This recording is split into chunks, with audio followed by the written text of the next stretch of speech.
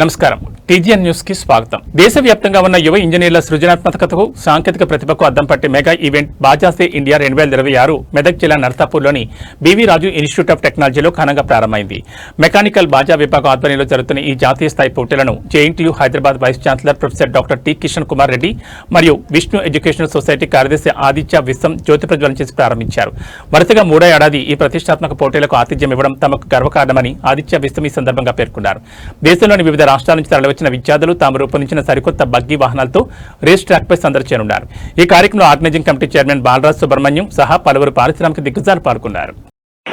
So, unless the students have a practical hands-on exposure, their chances of being industry ready is difficult. And now with AI in the lurking everywhere, all the low-hanging jobs in IT are also going to go. And just 2 days ago, IIT Madras director, Professor Kamakoti said, AI is a blessing for core engineering because all the low-hanging jobs in IT will.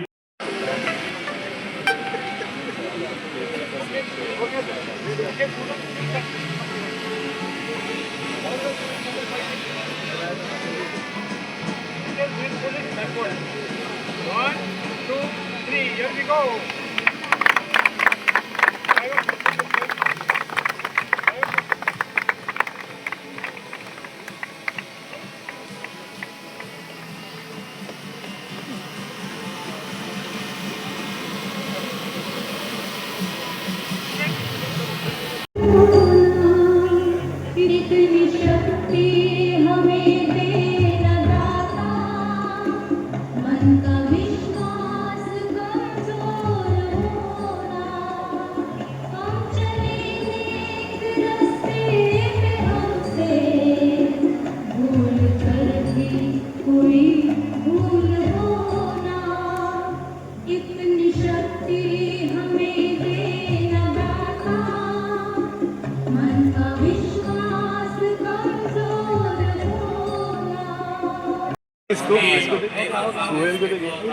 Some bitch ass nigga. चलो भाई उतार दो.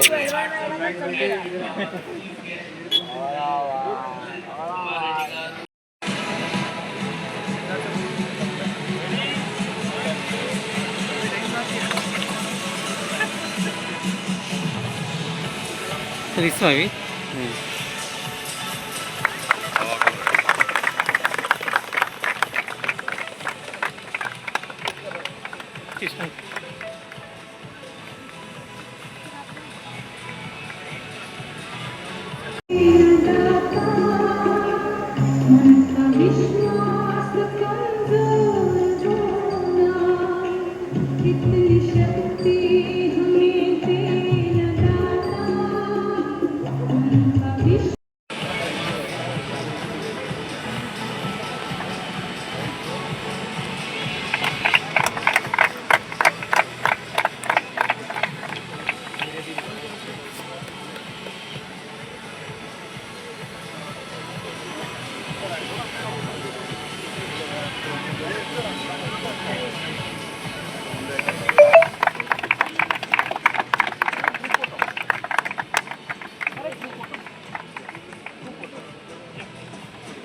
Di mana punya mana?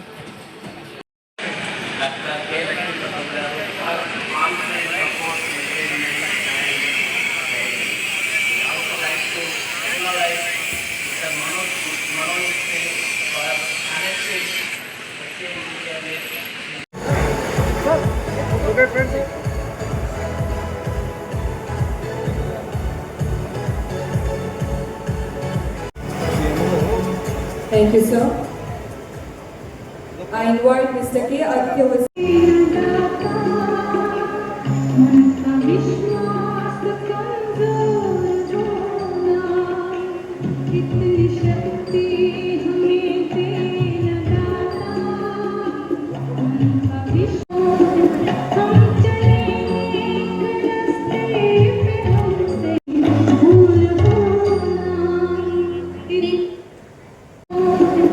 Come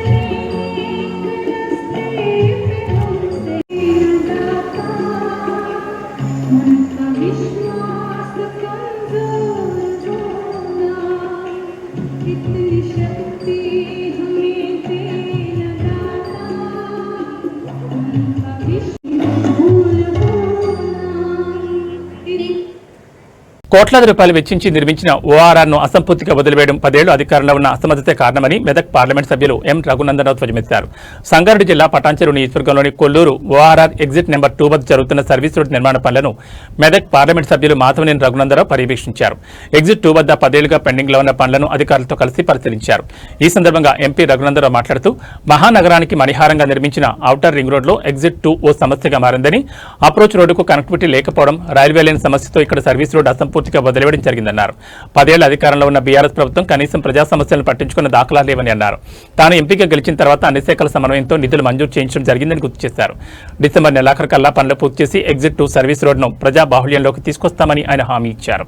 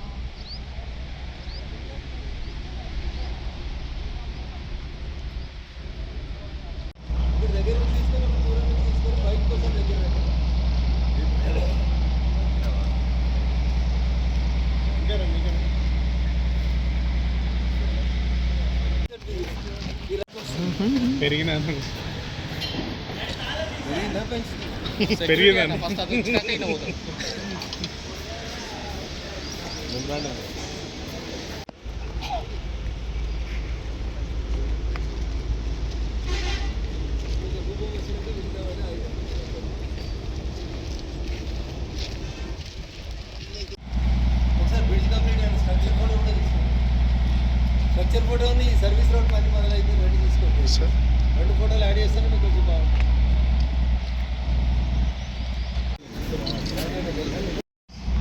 media మిత్రులకు నమస్కారం.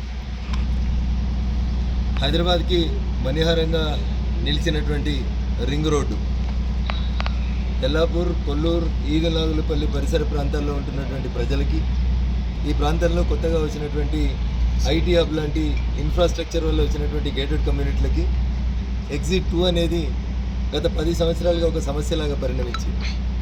మొత్తం ring road అయితే పూర్తయింది, కానీ ఎగ్జిట్ 2 దగ్గర నుంచి దిగడానికి, మళ్ళీ రింగ్ రోడ్ పైకి వెళ్ళడానికి కావాల్సినటువంటి సర్వీస్ రోడ్ల నిర్మాణాన్ని అటు రైల్వే అధికారులు, ఇటు హెచ్ఎండిఏ అధికారులు ఇద్దరూ కలిసి కోఆర్డినేట్ చేసి ముందుకు తీసుకెళ్లాల్సినటువంటి సందర్భంలో కేవలం పిల్లర్ల వరకేసి సర్వీస్ రోడ్ నిర్మాణాన్ని 10 సంవత్సరాల నుంచి మరిచిపోయి sarpanch, MPTC, councillor, municipal chairman, MLA, MP, ముఖ్యమంత్రి, మంత్రి అందరూ ఒకటే పార్టీకి చెందిన వాళ్ళు ఉన్నప్పటికీ కూడా 10 సంవత్సరాలుగా ఖాళీ 2 పిల్లర్ల మీద వదిలేసినటువంటి ఈ రోడ్డుని నేను ఎంపీగా గెలిచినటువంటి 2024 జూన్ నుంచి మొట్టమొదటి రైల్వే సమావేశంలోనే ఈ రైల్వే బ్రిడ్జిలు పూర్తి చేయడానికి 6 నెలలు సమయం ఇచ్చి రైల్వే జీఎం గారితో కొట్లాడి కాంట్రాక్టర్ని, పాత కాంట్రాక్టర్ రాకపోతే కొత్త కాంట్రాక్టర్ని మళ్ళీ రీటెండర్ చేసి పిలిచి ఈ 2 బ్రిడ్జిల్ని, స్టీల్ బ్రిడ్జిని పూర్తి చేసి సర్వీస్ రోడ్డు నిర్మాణం కోసం హెచ్ఎండిఏ అధికారుల చుట్టూ పలు దఫాలుగా సమావేశాలు పెట్టి ఆగిపోయినటువంటి ల్యాండ్ ఎక్విజిషన్ కార్యక్రమాన్ని పూర్తి చేసి 25 కోట్లతో ఈ సర్వీస్ రోడ్ కార్యక్రమాన్ని ఇప్పుడు తిరిగి పని ప్రారంభించడం జరిగింది. ఒక దశాబ్ద కాలం ఎమ్మెల్యేలు ఇక్కడే ఉంటారు, మంత్రులు ఇక్కడే ఉంటారు. ఈ ఎగ్జిట్ 2కి చుట్టుపక్కల అనేక రకాలైనటువంటి గేటెడ్ కమ్యూనిటీస్ వచ్చినాయి. సాఫ్ట్వేర్ మిత్రులు అయితే ప్రతిరోజు ఉదయం 2 గంటలు, సాయంత్రం 2 గంటలు ట్రాఫిక్లో రకరకాలైనటువంటి అవస్థలు పడుతున్నటువంటి విషయాన్ని గేటెడ్ కమ్యూనిటీ సమావేశాలకు పోయినప్పుడు మా దృష్టికి తెచ్చినప్పుడు హెచ్ఎండిఏ అధికారుల మీద, రైల్వే అధికారుల మీద ఒత్తిడి తెచ్చి టెండర్ పనులు పూర్తి చేయించి జనవరి 1, 2026 నుంచి ఈ పనులని డిసెంబర్ 31, 2026 వరకు, అంటే కేవలం 12 నెలలలో 2 వైపులా రింగ్ రోడ్కి 2 వైపులా ఎగ్జిట్ 2కి ఎంట్రన్స్ పైకి ఎక్కడానికి, దిగడానికి కావాల్సినటువంటి మొత్తం సర్వీస్ రోడ్ల కార్యక్రమాన్ని ఇంక్లూడింగ్ రైల్వే బ్రిడ్జిని పూర్తి చేయడానికి ఈ సంవత్సరం డిసెంబర్ 31 కట్ ఆఫ్ తేదీగా పెట్టుకొని పనిచేస్తూ ఉన్నాం. సాఫ్ట్వేర్ మిత్రులకి గత 10 సంవత్సరాలుగా జరిగినటువంటి అసౌకర్యానికి చింతిస్తూ మీరందరూ గొప్ప మెజారిటీ ఇచ్చి పటాన్చెరు అసెంబ్లీ నియోజకవర్గం నుంచి నన్ను పార్లమెంటుకి పంపించినందుకు నా బాధ్యతగా ఈ రైల్వే బ్రిడ్జిని, ఈ సర్వీస్ రోడ్ల కార్యక్రమాన్ని నెలకొక మీటింగ్ చొప్పున పెట్టుకొని పూర్తి చేయడానికి అని చెప్పి ఒక తొలి దశ పనిని పూర్తి చేసినాం. ఇప్పుడు కాంట్రాక్టర్లు చాలా స్పీడ్గా పనిచేస్తూ ఉన్నారు. రైల్వే కాంట్రాక్టర్ వచ్చి బ్రిడ్జెస్ కూడా పూర్తి చేసినారు. ఓన్లీ కావాల్సినటువంటి యాక్సెస్ రోడ్డు, పక్కన ఉన్నటువంటి సైడ్ బర్మ్స్, పక్క గోడలు కట్టి రీటైనింగ్ వాల్ అంటారు దాన్ని టెక్నికల్గా. రీటైనింగ్ వాల్స్ తోటి మొత్తం మట్టి పోసి డిసెంబర్ 31 వరకు ఎగ్జిట్ 2 దగ్గర మిగతా ఎగ్జిట్ల దగ్గర వెహికల్స్ దిగడానికి ఎక్కడానికి ఏ రకమైనటువంటి సర్వీస్ రోడ్కి అప్రోచ్లు ఉన్నాయో అట్లాంటివి పూర్తి చేస్తామని గత 10 ఏళ్ల నుంచి పట్టించుకున్నటువంటి పాలకుల విషయం లోపల మాదిరిగా కాకుండా నాకు ఓట్లేసి నన్ను అభిమానించి ఒక చదువుకున్నటువంటి వ్యక్తిని పార్లమెంట్కి పంపిస్తే మాకు పని అవుతుంది అనేటువంటి ఏ విశ్వాసంతో అయితే ప్రజలు నా మీద విశ్వాసం ఉంచి మెదక్ నుంచి పార్లమెంట్కి పంపినరో అదే విశ్వాసంతో ఇక్కడే చాలామంది నా మీద పోటీ చేసినటువంటి ఎమ్మెల్సీ ఈయనే దిగిపోతాడు. రోజు ఎగ్జిట్ 2లోనే దిగి ఆయన వ్యాపార సామ్రాజ్యానికి పోతాడు. అధికారంలో ఉన్నారు, 10 ఏళ్ళు వాళ్ళ పార్టీ అధికారంలో ఉంది. ఆయనకు కావాల్సినటువంటి రోడ్లు 100 ఫీట్లు అయితే చేసుకున్నాడు, కానీ ఎగ్జిట్ 2కి కావాల్సినటువంటి ఎంట్రన్స్ అండ్ ఎగ్జిట్ని సరైనటువంటి రీతిలో వేసుకోలేదు. ఆయననే ఈ జిల్లా కలెక్టర్, ఆయననే ల్యాండ్ అక్విజిషన్ చేయడంలో ఫెయిల్ అయిండు. ఆయన ఒక 100 ఎకరాల సామ్రాజ్యానికి 100 ఫీట్ల రోడ్లు వేసుకున్నాడు. కొడుకు పెళ్లి చేసుకుంటే ముఖ్యమంత్రి వస్తాడంటే రాత్రికి రాత్రి 100 ఫీట్ల రోడ్లు వేసిర్రు. కానీ ప్రజలకు అవసరం ఉన్నటువంటి ఎగ్జిట్ 2 దగ్గర ఉన్నటువంటి ఈ 2 సర్వీస్ రోడ్ల విషయంలో జిల్లా మంత్రి ఈయనే ఉంటాడు, పటాన్చెరు ఎమ్మెల్యే 10 కిలోమీటర్ల దూరంలో ఉంటాడు, ఎమ్మెల్సీ కిలోమీటర్ దూరంలో ఉంటాడు. ఎమ్మెల్సీ రోజు ఎగ్జిట్ 2లోనే దిగిపోతాడు, ఎంపీకి పోటీ చేస్తాడు, 100 కోట్లు ఖర్చు పెట్టొస్తుంది. ప్రజలకు ఉపయోగపడే పని విషయంలో మాత్రం టీఆర్ఎస్ పార్టీ నిర్లక్ష్యం చేసినటువంటి ఎగ్జిట్ 2ని నేను గెలిచిన తర్వాత దగ్గరుండి టేకప్ చేయడం జరిగింది. ఈదెల్నాగల్పల్లి, కొల్లూరు, తెల్లాపూర్ ఈ పరిసర ప్రాంతాల్లో ఉన్నటువంటి కాలనీ వాసులకి, గ్రామస్తులకు అందరికీ కూడా ఇన్ని సంవత్సరాల నుంచి జరిగినటువంటి అసౌకర్యం 26వ సంవత్సరంతో ముగుస్తుందని తెలియజేస్తూ కాంట్రాక్టర్ కూడా చాలా స్పష్టంగా ఆదేశాలు ఇచ్చినాం. 31st is your cut off date. ఆ లోపల పని పూర్తి చేసి ఇంకో నెల ముందే చేస్తానని వాదా చేసినాడు contractor. Hope for the best. Thank you.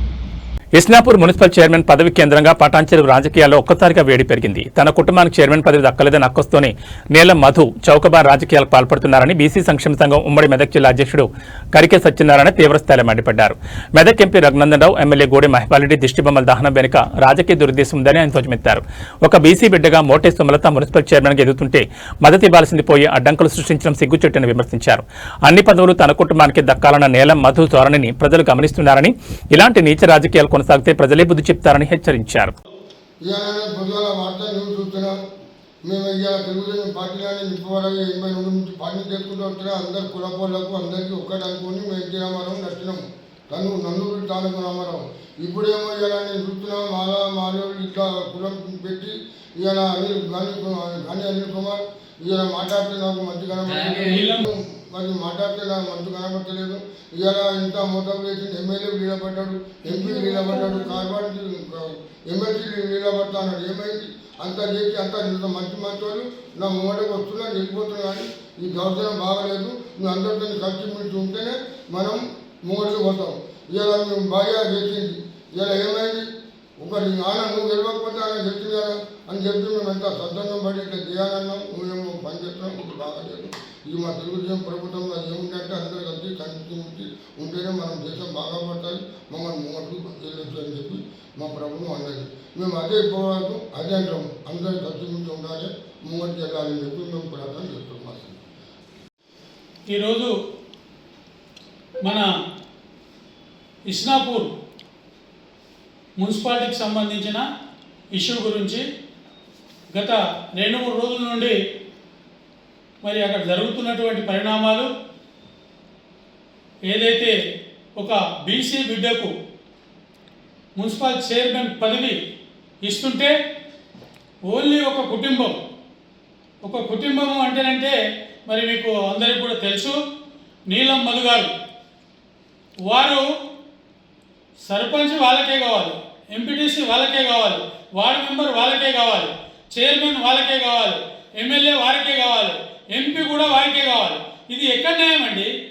ఒక బీసీ బిడ్డనే కదా ఇప్పుడు జరిగే ఏదైతే ఎలక్షన్ లోపల మరి ఎవరైతే సుమలత గారు ఎన్నుకున్నారో యాదవ సామాజిక వర్గం బీసీ కదా, యాదవ సామాజిక వర్గానికి సంబంధించిన సుమలత గారు మరి ఇప్పుడు చైర్పర్సన్గా ఇస్నాపురంలో కూడా కూర్చొని పెడితే ఈరోజు ఆమెకు ఓటేసి ఆమెను నెగ్గించి ఆమెను సీటు మీద కూర్చున్నందుకు అగ్గి మీద గుగ్గిలమై ఈరోజు రఘునందన్ ఎంపీ గారిని, అదేవిధంగా ఎమ్మెల్యే మహిపాల్రెడ్డి గారిని, ఇంకా అనేక పార్టీల నాయకులను అందరినీ కూడా నిజంగా మీకు ఒకవేళ అదే మరి ఏదైతే మన మున్సిపల్ చైర్పర్సన్ చేసిరో మీ పార్టీకి సంబంధించిన కాంగ్రెస్ పార్టీకి సంబంధించిన ఎవరైతే కౌన్సిలర్ ఉన్నారో వాళ్ళని మీ వైపు దింపుకోవడానికి మీకు శాత కాలేదు.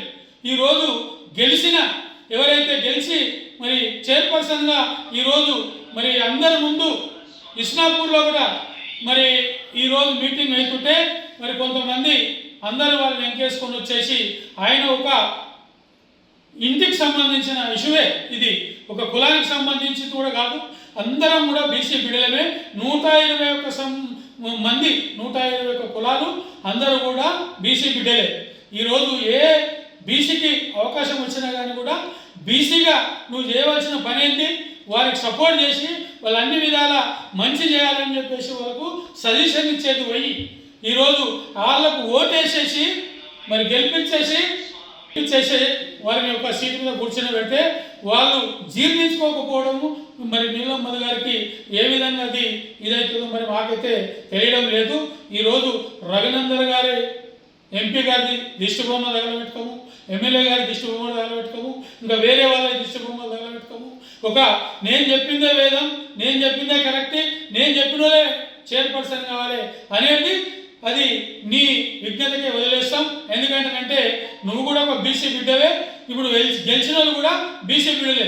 ఈరోజు బీసీలందరూ కూడా బడుగు బలహీన వర్గాల అందరినీ, ఇప్పుడు మైనారిటీ కావచ్చు, ఎస్సీ ఎస్టీ కావచ్చు, అదేవిధంగా మరి అనేక జాతులు ఉన్నటువంటి బీసీ బిడ్డలు కావచ్చు, ఈరోజు రాజకీయంగా మరి ఆనాడు నందమూరి తారక రామారావు గారు మరి ఏ కంకణం కట్టుకొని ఇందిరాగాంధీతో కొట్లాడేసి వచ్చి 9 నెలల్లో పడినే తెలుగుదేశం పార్టీని స్థాపించి అనేక సంస్కరణలు తీసుకొచ్చి ఈరోజు బీసీలందరినీ కూడా, ఎస్సీలందరినీ కూడా, ఎస్టీలందరినీ కూడా, మైనారిటీలందరినీ కూడా ఈరోజు చైతన్యపరిచి రాజకీయంగా ఎదుగుదలకు కష్టపడినటువంటి మరి నాయకుడు. ఈరోజు మా అందరి మధ్య లేకున్నా కానీ కూడా ఆయన చేసినటువంటి కార్యక్రమాలు మా అందరి మధ్య ఉన్నాయి. ఈరోజు ఆయన ఎక్కడ ఉన్నా కానీ కూడా బీసీలు, ఎస్సీలు, ఎస్టీలు, మైనారిటీలు వీళ్ళందరిలో కూడా ఖచ్చితంగా ఉన్నారు. ఈరోజు తెలుగుదేశం అంటేనే బీసీ, తెలుగుదేశము మొత్తం నినాదమే బీసీ యొక్క నినాదం. ఈరోజు మీరు ఏం చేస్తున్నారండి? 42% ముఖ్యమంత్రి గారు బీసీలకు రిజర్వేషన్ ప్రకటిస్తే దాంట్లో మీలాంటి వాళ్ళు కొంతమంది కోర్టుకు పోయి ఈరోజు మరి కోర్టుల కేసు వేయడం వల్ల 42% బీసీని ఆపేయడం జరిగింది.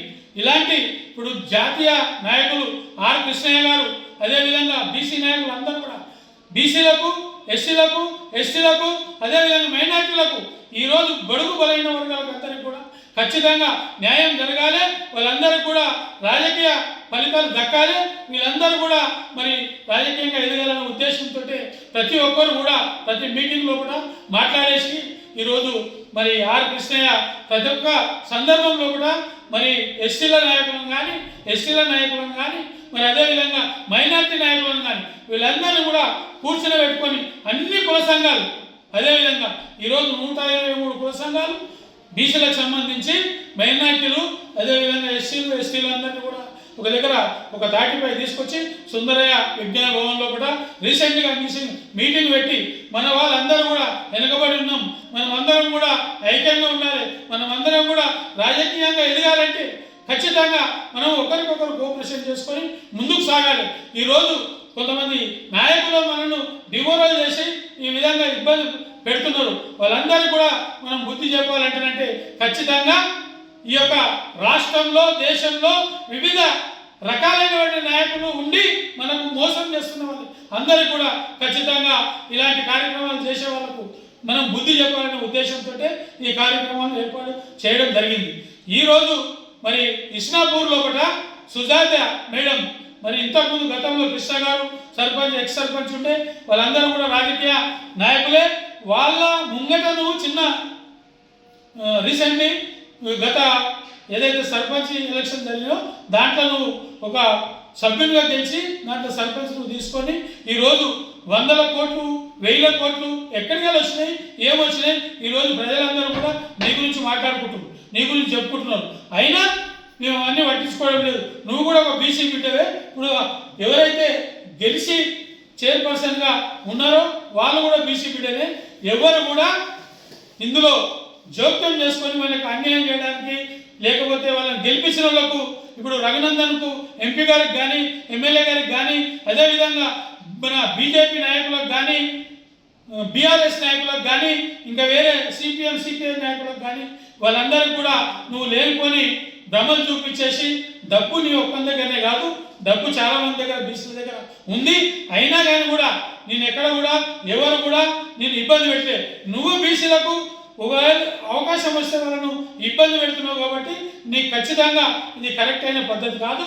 ఇది కరెక్ట్గా నువ్వు చేయాలంటే నువ్వు ఎదగాలంటే ఈరోజు బీసీలందరూ కలిసే నీకు మొన్న నువ్వు ఎమ్మెల్యేగా ఇండిపెండెంట్ నిలబడగానే కూడా 46,000 ఓట్లు నీకు వేసింది. ఎందుకు వేసారు? నువ్వు ఒక బీసీ బిడ్డవు కాబట్టి నీకు ఓట్లు వేసేసి నీకు ఇచ్చేస్తే గుర్తింపు తీసుకొస్తే నీకు ఇలా ఎంపీ అవకాశం ఇచ్చారు. ఎంపీ లోపల కూడా అందరూ గెలవాలనే ఉద్దేశంతో ఓట్లు వేసారు. ఈరోజు ఏం చేస్తున్నావు? ఒక బీసీ బిడ్డకు అవకాశం వస్తే నీ కుటుంబానికి సంబంధించి నువ్వు చెప్పిన వాళ్ళకే కావాలి, నువ్వు చెప్పిన వాళ్ళకే ఇచ్చేయాలి అనే ఉద్దేశంతో ఈరోజు ఆమెను ఈ యొక్క కౌన్సిలర్లు వాళ్ళందరూ కలిసి ఎన్నుకొని చైర్పర్సన్లో కూడా కూర్చోబెడితే వాళ్ళకు వ్యతిరేకంగా ఓట్లేషన్లకు వ్యతిరేకంగా రఘునందన్ గారికి ఎమ్మెల్యే గారికి పైపాలరెడ్డి గారికి వీళ్ళందరికీ కూడా బీఆర్ఎస్ వాళ్ళకు తెలుగుదేశం వాళ్ళకు బీజేపీ వాళ్ళకు జనసేన వాళ్ళకు వీళ్ళందరికీ కూడా నువ్వు ఖచ్చితంగా మరి ఏ విధంగా అయితే నువ్వు కాంగ్రెస్ పార్టీలో ఉండి ఒక బీసీ నాయకుడిగా ఉండి ఈరోజు ఈ స్థాయికి ఎదిగినావు. ఎందుకు ఎదిగినావు? ఎట్లా ఎదిగినావు? ఒకసారి నువ్వు వెనకకి మళ్ళీ చూసుకుంటే నీకు అన్నీ అర్థమవుతాయి. కాబట్టి నీకు ఖచ్చితంగా ఈరోజు మేము ఈ మన ప్రింట్ మీడియా ఎలక్ట్రానిక్ మీడియా సందర్భంగా మీకు ఒకటే తెలియజేస్తున్నాం. ఎందుకంటే ఒక లేడీ బీసీ మహిళ ఈరోజు చైర్పర్సన్గా కూర్చుంటే నువ్వు ఓర్వలేక ఏవేవో అభరణాలు ఓపెన్ చేసేసి వాళ్ళకు ఓట్లు వేసిన వాళ్ళని నువ్వు బదలాం చేస్తున్నావు. ఇది సరైన పద్ధతి కాదు.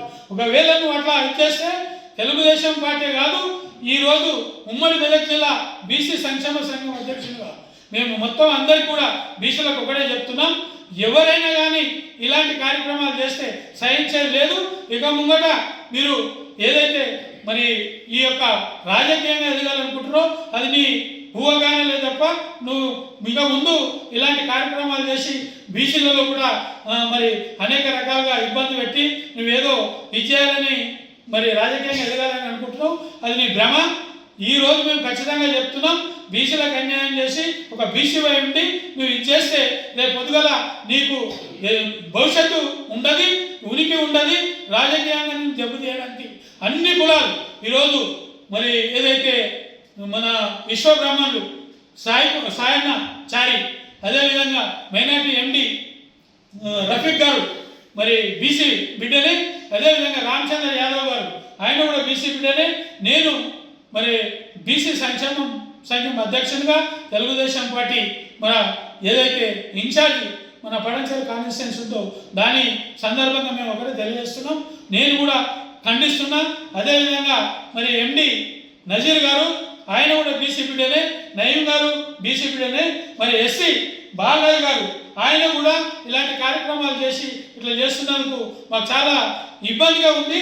ఇలాంటి ఇబ్బందులు ఇక ముందు జరగద్దు, నేను కూడా మా ఎస్సీలంతా దొరికొచ్చి ఇచ్చేస్తానని చెప్పేసి ఆయన కూడా ముందుకు వచ్చాను. మరి ధన్యవాదాలు తెలుస్తాం. అదేవిధంగా మల్లేషు ఆయన కూడా బీసే, మరి చారి లక్ష్మణ్ చారి ఆయన కూడా బీసే. వీళ్ళందరం కూడా ముక్త ఖండంతో ఈ యొక్క నీలం మధు గారి యొక్క చర్యలను ఖండిస్తూ ఇక ముందు ఇలాంటి చర్యలను ఎక్కడ కూడా సహించబోం. ఇలాంటి చర్యలు చేస్తే నీకు భవిష్యత్తు ఉంటుంది. నీ రాజకీయంగా నీ అంతలు నువ్వే నువ్వు గోతు దోకొని గోతులో పడుతున్నావు. ఈ గోతుని నువ్వు సరి చేసుకోవాలంటే అన్ని కులాల వారిని కింది స్థాయిలు బడుగు బలహీన వర్గాలందరినీ కూడా తీసుకొని ముందుకు పోతేనే నీకు రాజకీయ భవిష్యత్తు ఉంటుంది. లేదంటే ఇలాంటి కార్యక్రమాలు చేస్తే నీకు రాజకీయ సమాజం చేస్తానికి అందరూ కూడా సిద్ధంగా ఉన్నారు. కాబట్టి ఖబర్దార్, ఇలాంటి కార్యక్రమాలు, ఈ దిష్టి బొమ్మలు, ఈ అనేక రకాల అన్యాయాలు, మోసాలు, ఇంకా ఎన్నో కార్యక్రమాలు ఉన్నాయి. చాలామంది చాలా రకాలుగా చెప్తా ఉన్నారు. అవన్నీ దగ్గరికి పోతాయి. ఒక బీసీకి నువ్వు అన్యాయం చేస్తున్నావు కాబట్టి బీసీలకు, ఎస్సీలకు, మిగతా వాళ్ళందరూ కూడా మైనారిటీలు కూడా అందరూ కూడా మొత్తం కంటతో ఖండిస్తున్నారు. వాళ్ళందరికీ కూడా నువ్వు ఇప్పుడు ఏదైతే కార్యక్రమాలు చేసావు, ఎంపీకి కావచ్చు, ఎమ్మెల్యేకి కావచ్చు, వివిధ పార్టీల నాయకులకు అందరూ కూడా క్షమాపణ చెప్పి రాజకీయంగా ముందుకు రావాలి. దీనికి మేము డిమాండ్ చేస్తూ ఈ యొక్క కార్యక్రమాన్ని ముగించుకుంటాం. మీ ప్రింట్ మీడియా ద్వారా ఖచ్చితంగా ఇలాంటి కార్యక్రమాలు ఎవరు చేసినా దీనికి భవిష్యత్తులో వారికి కూడా ఇలాంటి పరిస్థితి ఎదురవుతుంది. ఈరోజు మేము 10 మంది ఉంటే రేపు 100 మంది అవుతాం. పొద్దున మీరు రాలేరు, దయచేసి ఒకవేళ పొద్దున ఉంటే దగ్గర 75 మంది మన వాళ్ళందరూ ఉంటారు. కాబట్టి మీ అందరూ కూడా మీ పరిస్థితి ఏముందో మాకు తెలియదు, అయినా కూడా మేము మీ సహనంతో ఇలాంటి కార్యక్రమాలు చేయొద్దు. ముందు కూడా జాగ్రత్త ఉండి మీ యొక్క కార్యక్రమాలు ఏమి చేసినా అందరికీ అనుకూలంగా ఉంటేనే బాగుంటుందనే ఉద్దేశంతో తెలియజేస్తూ సెలవు తీసుకుంటాం. జై హింద్. మెదక్ జిల్లా నర్సాపూర్లోని బీవీ రాజు ఇన్స్టిట్యూట్ ఆఫ్ టెక్నాలజీలో జాతీయ స్థాయి ఇంజనీరింగ్ బగ్గీల పోటీలు బాజాసే ఇండియా 2026 అత్యంత ఉత్సాహంగా ప్రారంభమయ్యాయి. మొదటి రోజు ఈవెంట్లో భాగంగా విద్యార్థులు రూపొందించిన ఆల్ టెరైన్ వాహనాల సాంకేతిక అంశాలపై విస్తృత స్థాయి పరిశీలన జరిగాయి. ఈ కార్యక్రమానికి ముఖ్య అతిథులుగా మెదక్ జిల్లా SP DV Srinivasarao, additional SP S Mahender హాజరయ్యారు. ఎస్పీ స్వయంగా జెండా ఊపి బ్రేక్ టెస్ట్ మరియు టెక్నికల్ ఇన్స్పెక్షన్ స్టాటిక్ ఈవెంట్లను ప్రారంభించారు. ఈ సందర్భంగా ఆయన మాట్లాడుతూ కోర్ ఇంజనీరింగ్ విభాగంలో ఇలాంటి ఖర్చుతో కూడిన పోటీలు నిర్వహిస్తూ విద్యార్థుల ఉపాధి కల్పనకు మరియు భవిష్యత్తుకు దిశానిర్దేశం చేస్తున్న కళాశాల యాజమాన్యాన్ని ప్రశంసించారు. మెదక్ జిల్లాలో ఇలాంటి ప్రతిష్టాత్మక జాతీయ స్థాయి పోటీలు జరగడం అభినందనీయమని అనుకున్నాడు. BAJA SAE India convener Ali Syed, joint convener doctor V Muralikrishna మరియు ఇతర ఆర్గనైజింగ్ కమిటీ సభ్యులు ఈ పర్యవేక్షణలో పాల్గొన్నారు.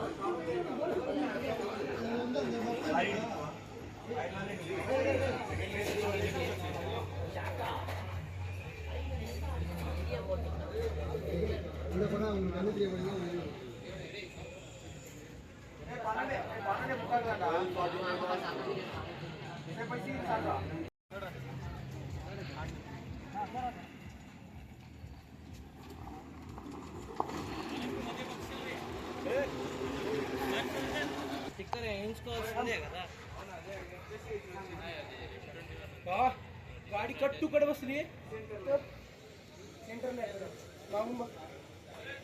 गाड़ी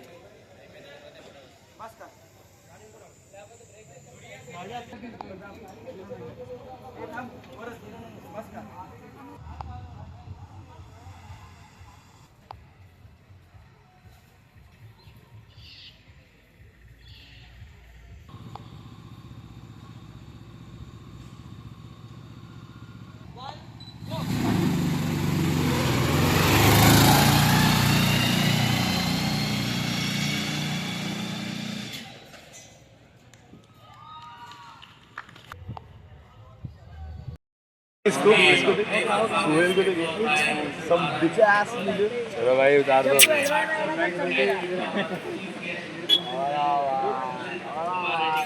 ఈ బులెటిన్ విశేషాలు. నమస్కారం.